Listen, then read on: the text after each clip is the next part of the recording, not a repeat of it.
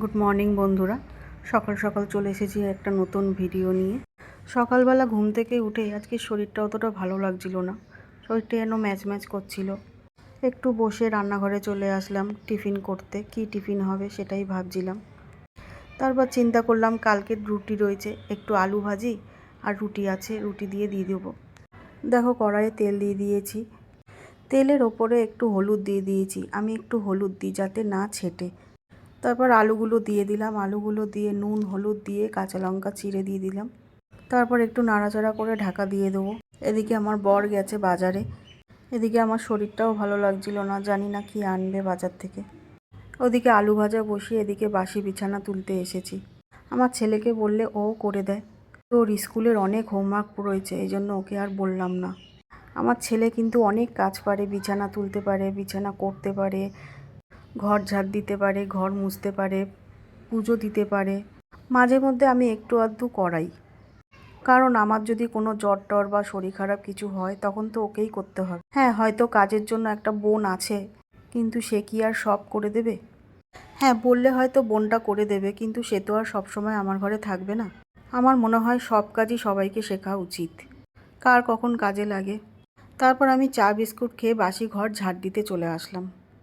বোনটা এসে ঝাড় দেবে, কিন্তু বাসি ঘর তো একটু ঝাড় না দিলে ভালো লাগে না। তারপর ঝাড় দিয়ে আমি বরকে টিফিন দিয়ে দিলাম। এইটা না একটা আচার, আম আর কাসুন্দির আচার, আমার একটা ননদ বানিয়ে নিয়ে এসেছে। আমার বর খুব খায় এই আচারটা। এই দেখো আমার বর বাজার থেকে চলে এসেছে, কি নিয়ে এসেছে দেখো। এটা হচ্ছে বোয়াল মাছের মাথা, আর এইটা হচ্ছে বোয়াল মাছ। দুটোই বোয়াল মাছ নিয়ে এসছে। কি আর বলবো বলো। বোয়াল মাছটা ভালো করে গরম জল দিয়ে ধুয়ে ফ্রিজে রেখে দেবো, ওটা আর আজকে করবো না, কারণ বরমশাই বলেছে বোয়াল মাছের মাথাটা করতে।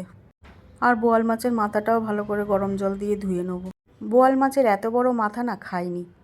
আর মাছের মাথা খেয়েছি, কাতলা মাছের মাথা খেয়েছি, কিন্তু বোয়াল মাছের এত বড় মাথা খাইনি। জানি না কেমন লাগবে। বরমশাইকে বললাম ভালো লাগবে তো, বললো হ্যাঁ সবাই বলেছে ভালো লাগবে।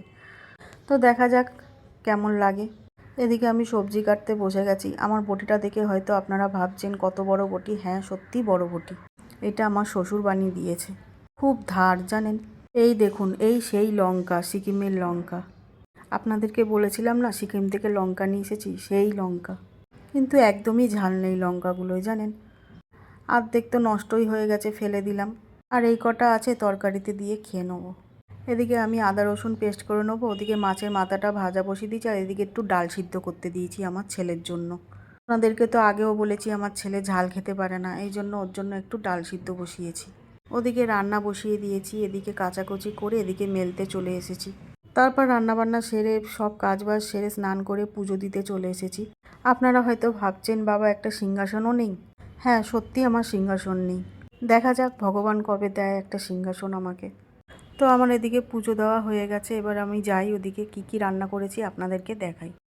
আপনাদেরকে বলেছি ডাল করেছি, এদিকে উচ্ছে কুমড়ো আলু ভেজেছি, এদিকে আমার শাশুড়ি ইলিশ মাছ দিয়েছে, আর এদিকে মাছের মাথাটা করেছি, জানি না কেমন হয়েছে। আর এদিকে একটু ডাল সিদ্ধ করেছি, আর এদিকে সকালে যে আলু ভেজেছিলাম ওই আলু ভাজাটা একটু রয়েছে ওইটা।